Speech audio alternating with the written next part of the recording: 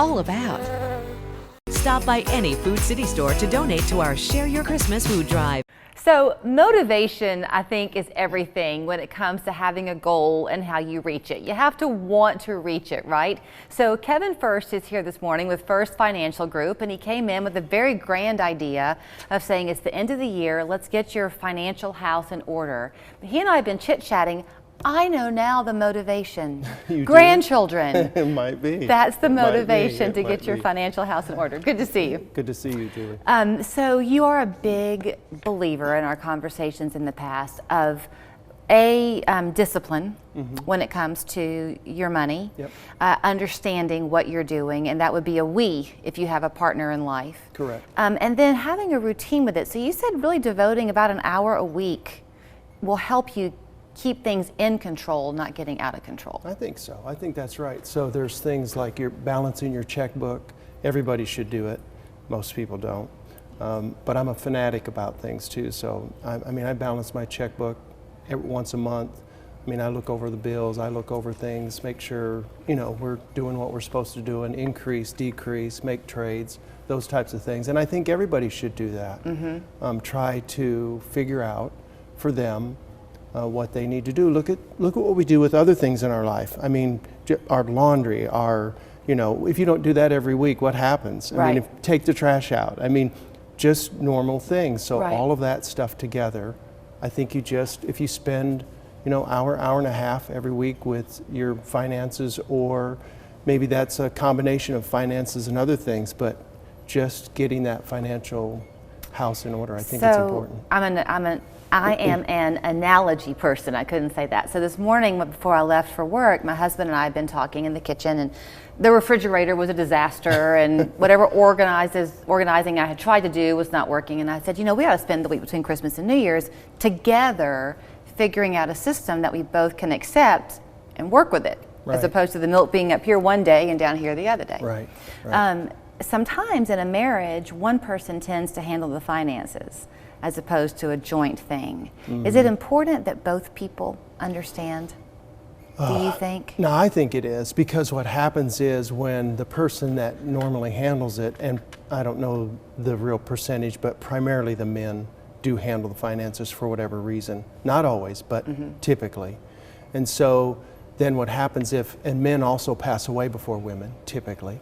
And so what happens then is when the man passes away, the woman is completely lost. And not always, and if they have somebody they're working with, it's helpful. If they don't, then they're going to have to find somebody to help them with those aspects of planning, because there's a lot of hoops you have to jump through. Even in the initial passing away, there's so much that has to be done in that first settlement of an estate. So if there's someone watching and they have not been in the habit, as you're talking, of having a routine, the idea of getting their financial house in order might seem a bit overwhelming. So if you were going to start with one or two things, where would you start? Yeah, that's a good question. So I think you go back to the basics. You start with, first of all, I think the most important thing in any wealth management plan is your estate plan. The estate plan is, the primary thing inside of an estate plan, believe it or not, are just simply beneficiaries. Most people don't have the beneficiary right. I can guarantee you someone listening thinks their beneficiaries are right, but they're not. And so what happens is, if you pass away and your beneficiaries aren't in order, you're headed for probate court. I don't care if it's an IRA, I don't care if it's a life insurance. People say life insurance doesn't go through probate. Only if the beneficiaries are right. If the beneficiaries are wrong, then it will go through probate court. So that's the simplest thing you can do, is just start with beneficiaries. But then there's a checklist of things, just like you go back to your refrigerator. It's not just the eggs that are out of place. It's the milk, the eggs, if you keep your bread in there, the salt, all of it, and that's been in there for several years. And so all those things are out of order, so one thing leads to another, and I think you start with the basics, the estate planning, then you look at the assets. Are our assets in order? And assets have beneficiaries on them as well, and so IRAs, annuities, those types of things, and so are they in good order? And it's a continual checklist. And the overwhelming part is that people think either one, they don't have enough and it doesn't matter, which is a misconception. Even if you don't have a lot, Right. it's still a misconception because It's still what you have. it's still what you have, and it's very costly if it isn't done right. And there's things you can do even if you don't have a lot, or if you think you don't have a lot. Right. Because you always compare yourself to somebody else. I don't think I have a lot because I compare myself with somebody Right. that has more, and so. So let me ask you this then too, in this initial conversation, to the point that often it's the men who do the planning more than the wives. You've talked before about your comfort level, not your risk assessment, but that type of thing. How the money is invested is also important, because if either one of you is going to outlive the other, you've got to know kind of how that money is invested, and are you comfortable possibly losing some or staying flat, Correct. right? Correct. And so, back to the question, should the woman and man, whoever it is that doesn't do the finances, should they be involved? It's just like absolutely. Matter of fact, I don't know that I've ever met with anybody, or I'm comfortable to meet with just one and not the other. Correct. Yeah. Because there's so many moving parts. Everybody has to know what is going on. In the event that something happens, the other person has to take over. Right. There's a plan in place that it just continues and life goes on. Few of us write checks anymore. You mentioned balancing your checkbook, and yet I'll tell you, I had to write a check for something the other day and I didn't have any. And I had to go get a money order because I had no checks. Oh my goodness. But if you are not a check writer and you're doing your bills online, do you think mentally that sinks in as much as the physicality of writing something?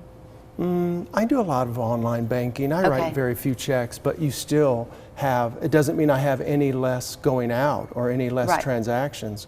The main reason I balance the checkbook is, one, I just want to know that it's balanced, that everything's cleared, one. Two, banks make mistakes. And three, we have scammers out there, so you have to be aware of what's going on because they are extremely sneaky, and they'll do dollar amounts that you don't think about. Right. And they don't have to necessarily be huge amounts. It could be, I had a scammer one time hit, and the debit card to me is the worst. I would never use a debit card for for one thing: go to my bank and withdraw money. Really? The debit card, because it's connected right to your bank account. So if somebody hacks your debit card because you're using it out at the grocery store or wherever, then they have access to your checking account. That's real money.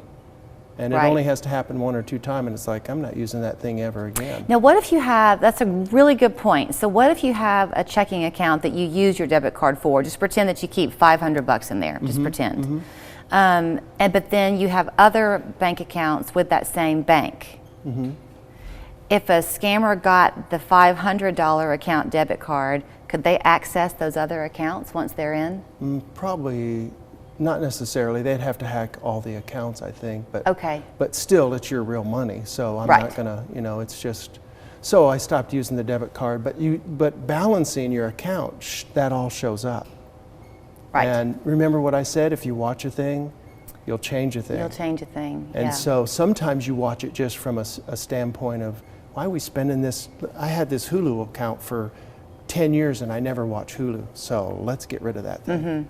Or whatever else that you might have that's coming through that you don't know about, that you've been paying 20, 30, 40, $50 a month and you don't even know it. You're very easy to talk to, and you see things in kind of a long, understandable way. You just kind of have a way of breaking things down, and it doesn't have to be overwhelming, and you're not judging somebody for having this money versus that money. If they want to kind of clear some things out and call your office to see about coming to you in the new year, is that how they start? Yeah, that's how they start. You call, ask for a meeting with Kevin or Stephen, my son. We'll do a complimentary consultation. It doesn't cost.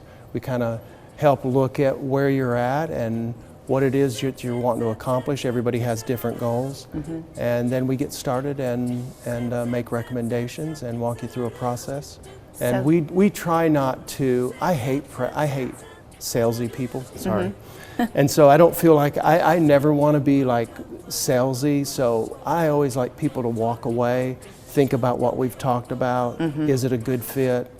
Then come back, we then start to look at a plan, we start to put things together and say, okay, here's what we would recommend.